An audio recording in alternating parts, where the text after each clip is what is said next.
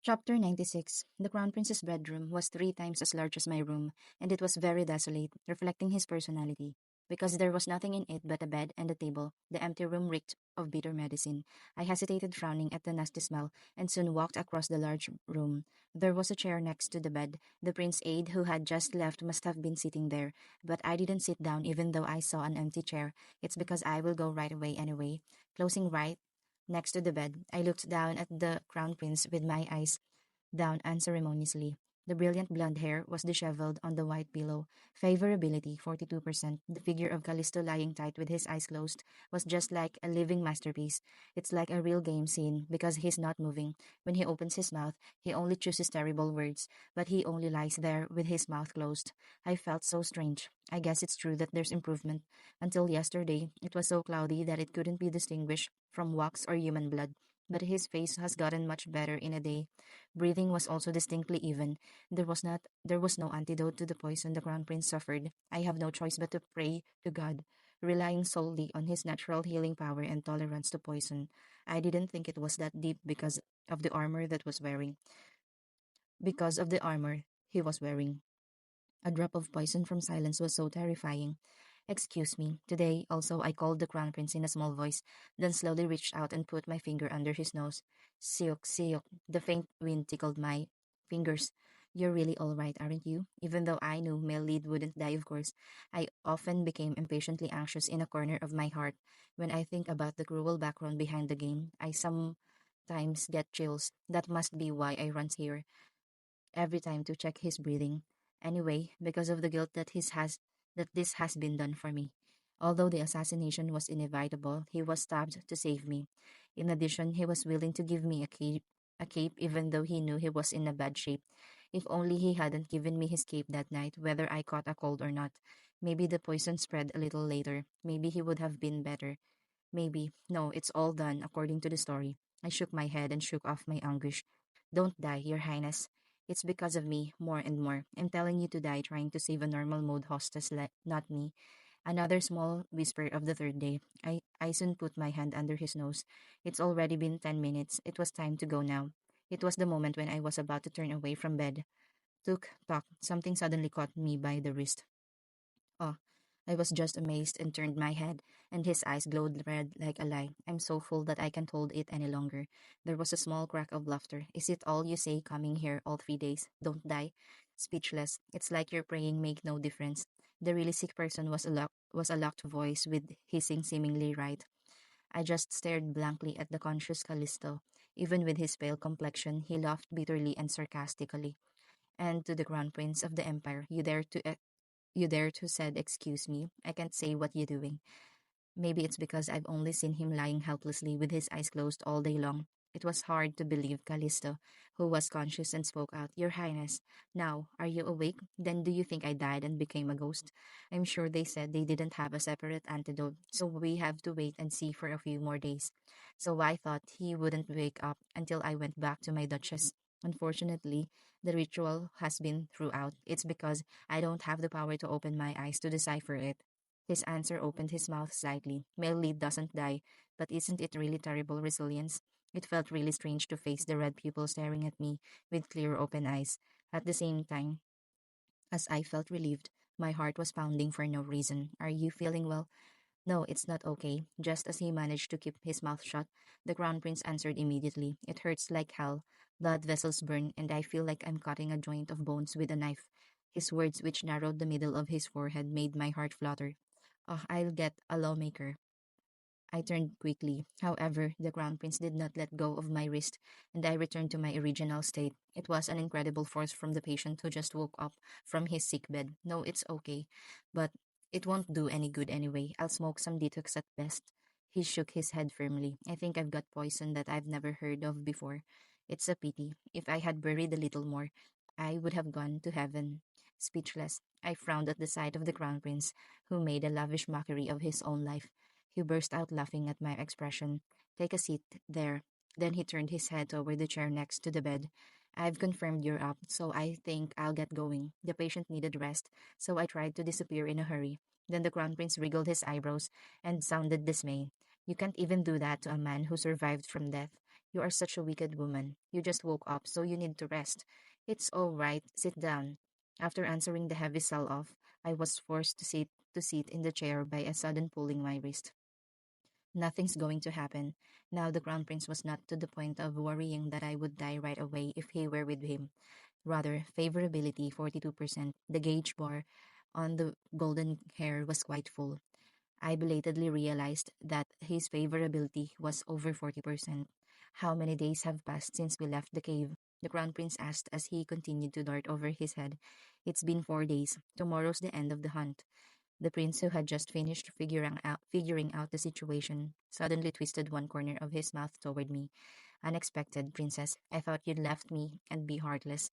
I'm still alive because you, of course. I was dumbfounded. Who the hell held me and threatened me until just before I collapsed? 'Cause you said you'll regret it when I wake up. That's because I thought the princess would go to live with me whether I'm died or not. I'm a pacifist. I don't think about killing and having people and saving people in one mood like anyone else. Now you're blaspheming the royal family at all. I think I'll show you around the dungeon sometime. It didn't feel much like a threat to speak with such a sickly face lying on the flooring down. Besides, the man who laughed at my answer seemed to feel very good spirits. I stared at him for a moment and asked with difficulty, "Why didn't you tell me?" "What? That you've been poisoned? What's the difference if I told you?" Speechless, I shut my mouth to the prince's question again. In fact, he was right. There wouldn't have been anything I could do if I knew. My solemn expression asked the crown prince with a mischievous face. "You must be a little sorry for the late slap, huh?" "What do you mean slap?" I jumped up and denied strongly. It was an inevitable situation because the poison didn't show up right away, so I was also puzzled. To me, who was making excuses in a mumbling voice, the crown prince replied, "And I wouldn't have told you if I knew beforehand." "How come?" "The one who will be emperor must be flawless." It was a little stand. It was the second time I've heard it. In hard mode, the crown prince acted as if he would be in trouble if he did not become a strong emperor. As long as he's going through countless assassinations like this, he will survive this year. But in normal mode, every time I found a side that I had never seen before, I felt strange. Don't think don't sit there with such a sullen look on your face. Say something. I didn't know what to say, so I just stayed still, and the crown prince was disgusted. The unknown feeling that had bloomed for a while went away. I asked back coldly, "What should I say?" "Just this and that. How did things go while I was stuck here and all the men who were assassins were searched?" I was wondering what to answer for a moment. What happened after he collapsed really went like a storm. Suddenly, I was arrested and put in jail, and the trial was held without a single support. And I'm going to pick up the board with this badge, and I got as a reward for the quest. To put it all into words, to put it all into words, I thought somehow it was a snitch on the Crown Prince. Besides, I shouldn't have kept the patient who just woke up for too long, so I've made a moderate summary. The trial has been held and the assassination has been declared, but the Emperor has not yet returned, so the investigation has not been carried out properly. "Well, I suppose so." Callisto nodded as if he had expected. "Is that it? Did the princess testify in the trial herself?" "Yes, somehow, at a moment when he inadvertently said that I had made a statement in person as a noble assaulter." I paused at the thought of a sudden rise. "But he doesn't know I've been talking nonsense in court yet." The thought of telling the crown prince that they had been lovers gave me the shivers suddenly. How come? End of chapter 96. Chapter 97. Looking at me, who suddenly stopped talking, the crown prince opened his eyes slightly. Looking at me, he's like a ghost.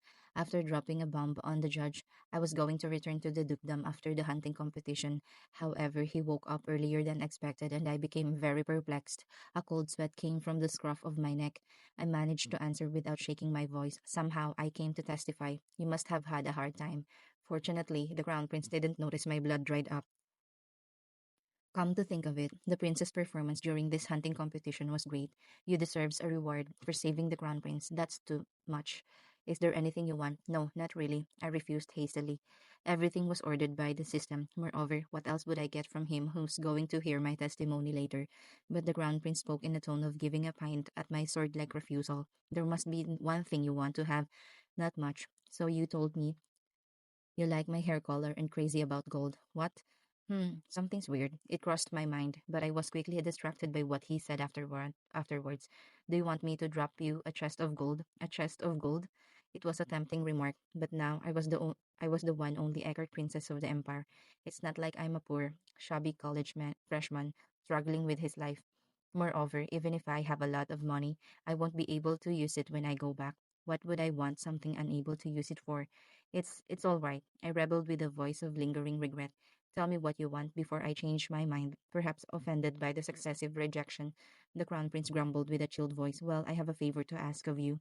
I've been thinking about it, and I've been worried about it. I snuck out about something. Callisto tilted his head. What is it? Promise me you'll listen definitely. I'm afraid you're trying to ask for something big. It's not such a huge request. Then tell me something. He raised his chin proudly, lying down. As long as you don't want me to cut the queen's throat right now, I'll listen. It will take some time, but maybe Marquis Ellen throat can. I don't want Marquis Ellen throat. I hated the idea of me, but I came straight to the point. No matter what news you hear later, don't kill me, please. What? I'm telling you not to kill me, no matter what. If you're going to give me a reward, please give me this. Huh. I'm seriously asking for a favor, but all I got back was a false laugh. The crown prince asked with a look of wonder, what kind of blood princess think I have? That I look like a bloodthirsty killer? Wasn't that so? I wanted to speak out of my mouth, but I couldn't because of the blushing eyes. Why do you ask when you don't even want to hear the answer? While muttering my complaints inside, he wriggled his eyebrows and asked back, aren't young people usually asking to invite them to the palace again, or to ask for a jewel from the royal family? Why do you choose such useless things that other eternity wouldn't do? You did it before. Speechless, the crown prince's mouth shut when he resorted with aloofness. He gave a moment of thought and then suddenly opened his eyes with a slight tinge. By any chance, did you do anything in the court while I was unconscious? Speechless. This time, my mouth was shut. He's really like a ghost. Phew, I managed to swallow my protruding breath. I was horrified by the beastly instincts that seemed to have sensed something. Oh, no. What could have what could I have done? Then why are you asking me to do that? I just wanted to prevent what might happen the next time I bumped into you at a banquet. I was really sick then. I stretched out my lower lip and muttered in a bumpy. You said you'd give me a reward first. I told you quickly because you said you'd give it to me. But why are you putting so much effortless? K- The crown prince kicked the tongue with an expression of disapproval and thought hard for a long time. He replied, I understand. Really? I was delighted. Your Highness making a promise under your Highness name. Understand? All right. When I got a definite answer, the corners of my mouth fluttered. Okay, this could still get us through a couple of bumps. It was the best news I've ever heard here. I felt it while going through this hunting competition. No matter how hard I try to avoid the ex-male leads, I can't completely avoid them in the main episode. Unlike me, the prince crumpled the day as if it were unpleasant. Is that really good? Of course, how wonderful. I'm so glad I got a promise not to kill me from your most dangerous man unknowingly. There was a big smile on my face. Callisto, who seemed to be in a bad mood because he was treated as a bloodthirsty killer, then burst into laughter. I was dumbfounded at how happy I was. You're really weird. He looked at me with unfamiliar eyes and muttered to himself. It's really weird. Favorability 45%. I tried not to say more strange things. Anyways, I'm getting a lot of good feelings. Surprisingly, this makes Callisto the second most likable man after Eclipse, and I thought this game is really going crazy. Asterisk, asterisk, asterisk. The last day of the hunting contest dawned. All the aristocrats who participated in the selection of the winners and the closing ceremony gathered in the vacant lot. It included the Duke, two sons, and Winter. The tent that organized the competition was filled with praise from each family. I arrived there a little late. Originally, I was not going to come at all, but the Crown Prince had to send his servants tell me to participate. So I couldn't do much. The noon sun was hot. I brought a parasol to use as a shield. But look over there, it's Princess Eckhart. Did you hear that? The princess hit the nobles with the crossbow. Is the secret meeting with the crown prince really true? As soon as I showed up, the fleeting and the murmur burst from place to place. Yes, say as much as you like. Go ahead. Never mind. I stood at the end of the awning at the edge of the vacant lot. My head was filled with the idea that the crown prince who heard the news would jump and run away before asking. Once I saw it, it doesn't clear what the extras bubbling about. There, the crown prince. Soon after, the prince walked up the platform with a big notice. I covered my face with fans so that he wouldn't recognize me right away. Have you got a lot of hunting? The crown prince, who stood tall on everyone's shoulders, opened the closing ceremony. With his eyes down and an arrogant look, I was a little surprised to see him over the sun. I'm pretty sure he was sick until yesterday. The prince on the platform could not feel the slightest such sign. This hunting competition has ended without a hitch. I was dumbfounded by the nonchalant recitation as if nothing had happened, because the one who will be emperor must be flawless. Callisto was faithfully carrying out his words. He was indeed the prince from blood. Well done, everybody. I wonder who will be the most passionate courtship in this competition. The nobles burst into laughter at his words. Well, let's start with the announcement of the praise tally. The crown prince shook his head down the platform. A servant who had completed the tally brought a large battery with 4 days of result. Soon after, the names of the participants and the number of final praise began to be announced loudly. My prey is dedicated to Lady Julie. My prey is dedicated to Lady Natalie. From time to time, there were cries of young noblemen offering their prey to their lovers. The servants were busy compiling new scores. Oh, it's interesting than I thought. The atmosphere quickly heated up, thanks to the young people who blushed after hearing their name, and the people around me whistling and cheering. It was understandable why the Crown Prince made a joke. Unlike when I first came, I watched the winner's selection ceremony with exciting eyes. Naturally, the score get higher as it go, perhaps because of the prize money. A number of people did not give up their prey. Among them were the Duke. After a long time, the male leads were not cold, as naturally the love simulation game did. The top-ranked male leads all seemed to be trying to monopolize it. After quite a long time, finally, Prince Ronald Eckhart, the second son of Eckhart, my ears flashed on the name I knew well. 2 raccoons, 3 peasants, 1 boiled, 3 roe deer, 8 rabbits in fifth place. End of chapter 97. Chapter 98. Kya. Then there was a burst of exclamation from one side of the awning. Oh my god, Duke Leonard is fifth. How wonderful. Do you think he'll turn his prey over to someone else? Not far from me was some of the young ladies making a fuss. Perhaps because he heard the commotion. Leonard waved his hand with a soft face.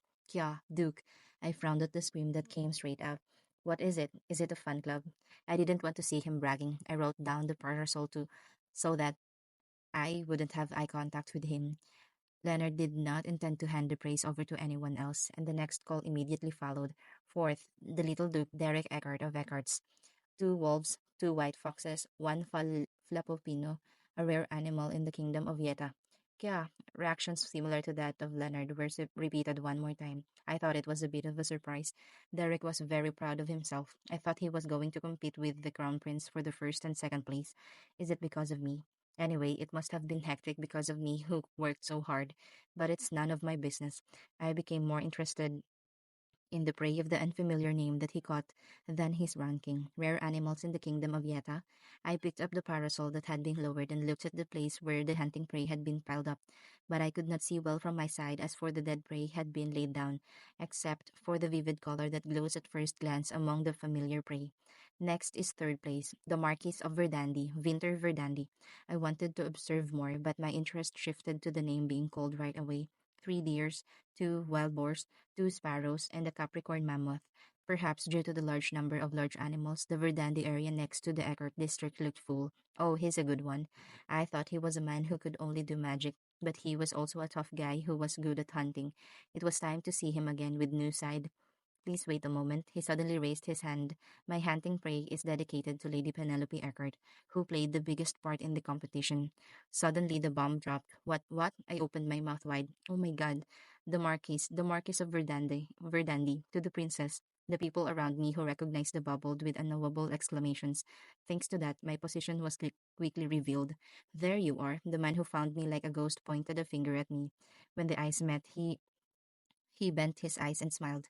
The babble grew louder. I didn't want this kind of attention at all. What's wrong with you? Just keep it. Because of the fucking favorability, I accepted the main quest almost half forcefully and proceeded with a cry, but I had no desire to be queen. In the midst of a flurry, it was immediately moved to the next call, with all his prey in my possession. Number 2, Prince Callisto Regulus, Your Highness the Crown Prince, 1 white tiger. I was stunned by the name and the name that I heard, even though I was distracted by the sudden appearance of the bombed ship. Callisto had no time to hunt because he had been unconscious since the first day of the competition after being chased by an assassin. So I'm sure he caught that tiger half a day before he bumped into me. Scary bastard. It was when I was shuddering with goosebumps. Isn't the main character of this hunting competition the princess? The crown prince suddenly opened his mouth. I also dedicate my praise to Princess Eckhart. Even if I was running from the crowd, suddenly the prince's red eyes were clearly nailed to me. He grinned at me in astonishment. Are you guys crazy? Come on. All of the people eyes of in the vacant lot, as well as the male leads were on me. The murmur grew louder. Then the queen of this hunt is princess. Don't say that. We still have first place left. But if the crown prince isn't number one, who the hell is number one? The vacant lot has become a crucible of chaos. Last year, the Duke's crazy dog, which was banned before, become the queen of hunting quite good, is the much-awaited number one. The much-awaited number one spot to satisfy people's curiosity and prevent the princess from winning the championship was immediately called. I didn't remember anything until then. Princess Penelope Eckhart of Eckhart's, a brown bear. The fact that I had encountered a brown bear before I was involved in the assassination. Speechless, when my name was called, silence sank as if it had poured cold water on me. Crazy. I couldn't figure out how that damn bear was handled when I was caught. Well, I'm sure it was the crown prince. But more importantly, what I was worried about became a reality. I really became the crazy chimpanzee of the Duke family who beat the bear alone. I had a hunch from the gaze of everyone staring at me with wide eyes. Now the fact that once the nobles have gathered for a while, it's confirmed that my story will make a splash. The winner of this hunt is, with the combined praise of the Marquis of Verdandi and the King of the Crown Prince, and the servant who was calling out my name, made a wedge in my name, Princess Penelope Eckhart. Speechless, please come up to the podium to deliver the prize money and the trophy. I wanted to become dust and disappear, but that never happened. Ha! I sighed deeply and moved towards the distant platform. Strange glances followed throughout the empty space, filled with silence. I finally reached under the podium, folded up a bright light pink parasol, and held on to the hem of my dress. I should have just worn my hunting suit. The light pink dress at the end of the race did not match the title of the winner of the hunting competition. If the two male leads didn't dedicate their praise away, I would have won first place with the brown bear. Congratulations on your victory, princess. The crown prince welcomed me on the podium with a sudden look. The trophy was delivered immediately with the poet supported the cushion. The award ceremony was nothing. The prize money is 100 million gold. I'll send it to the Eckhart's mansion through the servants. Until the crown prince said that 100 million. My ears were wide open. 100 million won is the money I bought Eccles with blank checks. No matter how much I don't need this game money, there was no reason to refuse free money. Looking at me with different eyes, the prince made a funny expression. Then another servant walked over with something on top of the cushion. Here, take it. The crown prince suddenly lifted something on it. Well, there was a stir between the left and right. What the crown prince gave me was a crossbow that had been confiscated as a crime tool. I have also taken measures to return the prince's crossbow, which has made a great contribution to your particular bear hunting. Callisto twisted the corners of his mouth and held out a crossbow to me. He made it a complete public statement that this cleared me of the charge as a noble assaults. The aristocrats who were reluctant to recall the evils that the princess had committed deserved to be shocked. Thank you, your highness. I got my crossbow back with a wry face. Why don't you say something? The crown prince dodged to the side and pressured me to the middle of the podium. The question of whether or not to do so filled my throat. I reluctantly looked around, standing in the middle. Standing at the high place, I could see the images of male leads among the countless people. Favorability 44%. The man who stares at me calmly with a strange face, Winter. Favorability 40%. Leonard frowning over as there's something he doesn't like. Finally, favorability 32%. I run into Derek's blue eyes. It was an expressionless face, but when our eyes met, his blue eyes were filled with unrecognizable passions. I don't need your faith anymore. The sight of him sent a sharp, sore rise in my mind. I held my head up close and lowered my eyes in a reckless and arrogant manner. So many people so far who have despised and belittled Penelope, I'll never let them look down on me again. First of all, I offer all my glory to the crown prince, the little son of the empire, who gave me this opportunity and, speechless, hunting a bear, it wasn't a big deal. I shrugged and grinned. A stifling silence descended on the vacant lot. One more time, I looked down the platform. Among those gathered under the distant awning, I could see a blue-haired woman glaring at me with a bulging face. Unlike her father, I had been told that she had been released without any specific charges. I didn't know she were impregnable enough to participate in the closing ceremony. I looked at her clearly and recited, "For the next hunting competition, I'll have to bring Elk's throat." He I could hear a sharp breath from somewhere. Elk was a symbol of Count Kellen. It was good to read the genealogy of the nobility in advance, going back and forth from the library of the Imperial Palace. That's it. It was just time to raise your head after bowing in an exaggerated manner, like a stage actor. My eyes were blanked out of nowhere. System, Queen of Hunting Competition, received the title. System, rewards, 100 million gold and plus 200 fame. Fame total, 400. End of chapter 98. Chapter 99. Miss, you know where I'm going. People only talk about you, the queen of hunting. I really love it. Emily made a fuss in the carriage back to the dukedom. Are you that happy? Of course. You've got to smash Countess flat to the ground. Emily yelled with both fists as if there was a lot of piled up. I'm sure you'll smash it. Our princess didn't get win with the prey for pity like anyone else, and our princess won first place by hunting bears herself. Don't go alone and take all the maids in the mansion. Of course. Emily nodded combatively. Her eyes shining brightly, smiling came from the scene where she liked it more than the person concerned and burned her fighting spirit. In fact, I was disappointed that the reward for being the queen of hunting was not as great as I thought. I didn't want to, but the only reward I've had for the trouble was that money and fame. They should have to give me 10, 10% of the favor, but seeing Emily happy, I felt a little better. Well, it wasn't bad. The favorability of male leads exceed 40% except for one. The performance was pretty good as it took a long time, especially the Crown Prince from only 2% to 45%. In addition, he was 1% ahead of Winter. Now I was worried about who to keep as insurance, but I shook my head straight away. No, no, no. Even if it's like that, not the Crown Prince. It was a yard where I managed to escape before he found me. If he hear what I've been saying as I speak in court, I might lose his favor. While I was thinking about it, I could feel the courage slowly stopping. By the time it fully stopped, Emily got up first, opened the door, and stepped down. It must have already arrived. Emily's words, the intermittent by wagon, the had arrived first. Then, workers sent from the palace were dropping numerous hands in front of the yard of the dukedom. What the? The butlers and employees who seemed to have come to greet them were mesmerized with their mouths wide open. Fortunately, the duke and the two brothers arrived first and could not see what had entered. Unlike them, who started right away from the hunting ground, I was a little late because I had left after the last luncheon in the palace. Oh, that's all mine. I got out of the carriage with Emily's help and said low, "Oh, miss." The butler approached me with a puzzled look, but they couldn't come right away because the workers put down a big golden box in front of them. The shock snapped the lid of the crate open and shot. In the wind, some of the gold coins that had been piled up in it fell lodding off. Oh my god. My lady, gold coins. Emily ran over there instead of me and picked up the gold coins that fell to the ground. Miss Penelope, this, what's all this money?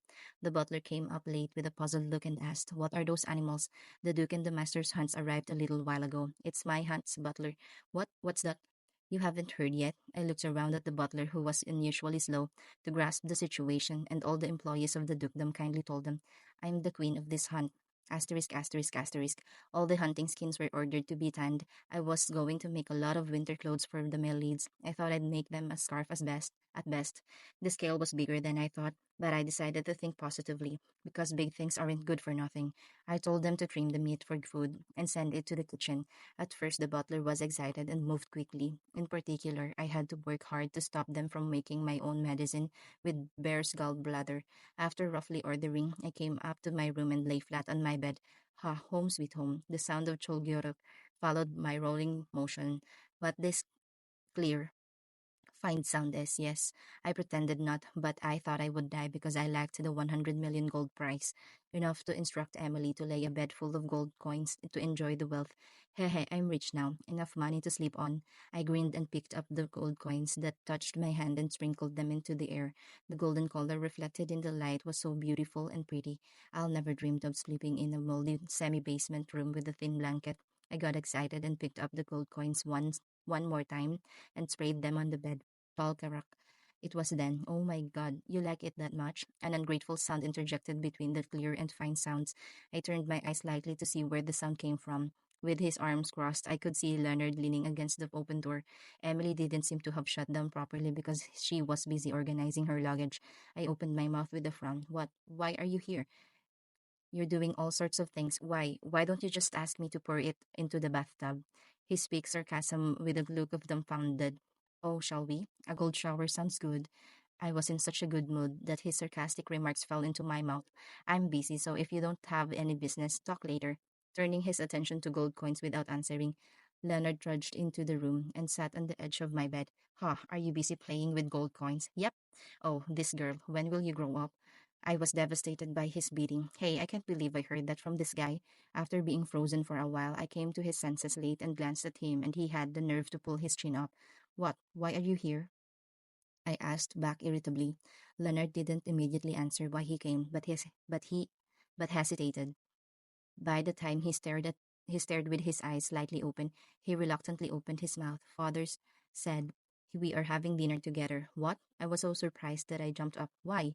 The hunting competition is over and you must have something to say. Do you get it? Leonard shrugged his shoulders and replied carelessly. I was speechless and stuttering. The campground which had been set up on the hunting ground was no better than a mansion. In order to save time, breakfast had to be held together in the Duke's cabana as well as indispensable frequent encounters with the members of the Duke's family. Before the assassination, I thought it was worth it, but it quickly became uncomfortable after the trial, so I took refuge in the palace. Now that I'm back to the dukedom, I thought I'd only had to live like I used to. Why the hell are you bothering me again? Leave me alone, I said, disgusted with the harsh things I had to go through upon my return. My stomach isn't good. I put on my breakfast. It's almost sunset and now you have an upset stomach. I bet my tongue is at I bit my tongue at Leonard's snorting reply. I should have said lunch. I was so embarrassed that I lost my words. Why don't you just say you've been put it on for 4 days? Then tell him that, hey, you're kidding me. Leonard frowned at me with a frown upon my words. As if to say a word, the open mouth closed again when he saw my expressionless face. It seemed that he had noticed that was not joke at all. He shouted, his pink hair scattered wildly with one hand. Oh, I don't know. I told you already, so come or not, you take care of it. Speechless. That's why I didn't answer back. There was a cool silence in the room for a moment. Hey, I'm just saying this just in case you get it wrong. It was Leonard who broke the awkward silence first. We wanted to give it, but we couldn't give it to you. You know, right? What? The rule is not to let family members pass to prevent ranking manipulation. I was dumbfounded by his sudden remark. Why do you explain the rules of a random game? And even if you want to hand it over, you can't hand it over. Thinking of intentions, I suddenly swallowed the sound of a burst. Of course. Ah, now I understand why Leonard is telling me this. They think I'm angry because they didn't dedicated me their hunts. I was speechless for a moment and then I gave it a few words. I know. Actually, I didn't know. Leonard asked straight away. What's wrong with the face? If you know, what do I do? You look like you're spouting and sulking. You look like you're pouting and sulking. It is not because of that, so don't mind that. Hey, I didn't give it to another girl, so don't get me wrong. It wasn't really like that, but he was excited to hear it all by himself. Do you know how hard it is to catch a small animal alive? I gave up on catching the beast because of someone, and I went to the small animal zone and hunt. He suddenly shut his mouth in a fit of nervousness. Then he is coughing repeatedly with widened face. Ahem. Don't get upset. Tell me if you want anything. I'll give you everything. I couldn't keep up with his emotional changes. His look fine, but he looked a little not in good mind. I was a rich enough man to feel gold coins under my back. But if I didn't answer what I wanted right away, I thought he wouldn't show any signs of leaving. What did he catch? I had no choice but to reflect on the hunts that Leonard had caught: raccoon, pheasant, roe deer, and rabbit. As soon as the mouth moved first, a scene passed through my head. A rabbit made of a white handkerchief. Come to think of it, I completely forgot about it after I passed on the rabbit that was no longer moving to Emily. Rabbit? Yes, rabbit. I want to see it run around. Just in time, Leonard had caught 8 rabbits. I got it. I'll tell the butler to let it go in the woods. At my words, he nodded and finally got out of bed. Somehow, he looked a little excited. Okay, now get rid of your sulks. I'm not sulking. Come down for dinner if you can. Speechless. I didn't answer because I had no intention of doing so. As a result, however, the Duke's invitation to dinner was not intentional, and I was unable to participate in an unavoidable situation. After Leonard left, I fell asleep hugging a lot of gold coins. End of chapter 199. End of chapter 99. Chapter 100. While being stuck in the room for a few days, the work of the praise that I had left behind through the butler was almost finished. Some of the tanned fur was left to the designer, specialized in men's clothing, to make a gift for the Ecclese. However, it takes quite a long time to make clothes. I had no choice but to give something relatively quick in production. Having received the luxury case from the butler, I went straight to get ready to go out. It was 67%, I guess. I was in a hurry to check the favorability of Eclipse, which would have risen sharply without seeing it. But after finishing all the preparations and about to leave the room, the weather was not very good. Do you really have to go out for a walk in this weather, miss? Emily looked out the window and handed over the umbrella with a worried look. Even though it was early in the morning, the skies full of dark clouds looked as dark as evening. Cooing, the sound of the wind licking through the window frames was dreary. Should I just go next time? I followed Emily out of the window, and there was a slight hesitation. But even after returning from the hunting competition, I haven't seen Eclise for nearly 2 weeks, on the pretext that no gifts have been made. In the meantime, if he'd been bullied and bullied again, and I had lost his favor, no, let's give him a quick message before it rains. I was rushed out of the room with an umbrella handed over. I'll be right back. But as soon as I entered the forest road to the training field, the rain began to pour. I opened my umbrella in a hurry and looked up at the dilapidated sky with an anxious face. Ha, it's a sign of bad luck. But since I came out, I didn't have to go back. I walked faster instead. The butler had been informed of the intermission of the training. It was a one-time morning break, so I better to hurry. However, when I arrived, the training field was empty. What? Where's everybody? Gone. I moved my steps, looking around the open space. Come to think of it, the training was over early. The training was over early when I happened to meet Eclise while taking a walk on a rainy day the other day. Has the training finished early because of the rain? I walked slowly along the grass on the edge of the training field. It was to avoid running into any remaining articles. I bet I had walked about half a turn like that. Stroke, weak. There was a sudden sound of sword breaking the wind. In the corner of the training field, in the fog, someone was hitting the scarecrow in succession. Eclise, my eyes opened when I recognized who it was. Last time he stayed alone and trained on a rainy day. It was no different this time. Stroke, weak. Every time he hit the wooden sword he was holding hard, the straw splashed wildly. Pook, Patsu, a blunt bundle of straw, was torn and rolled on the floor. He's still like that. I know now.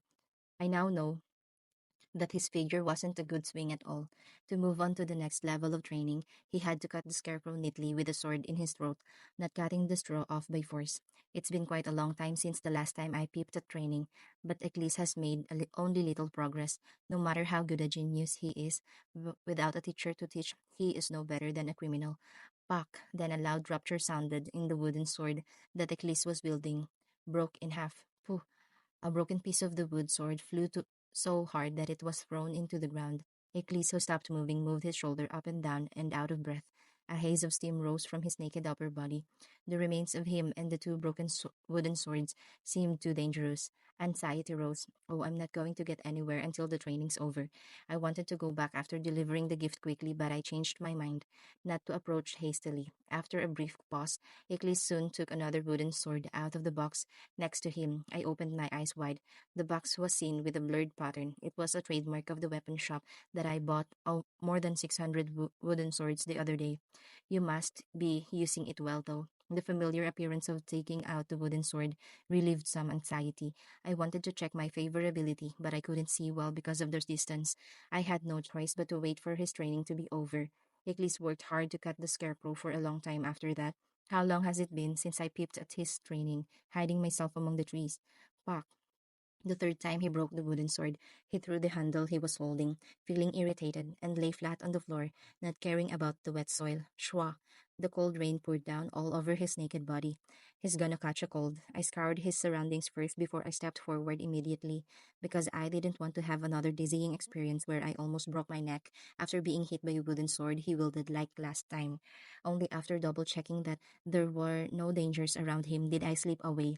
Is it because the sound of my footsteps was covered by the pouring rain? Eclis was unmoved by the growing distance. Chalbak, at last, near his bedside, I tilted my umbrella slightly forward. Hi, a low voice opened the man's eyes.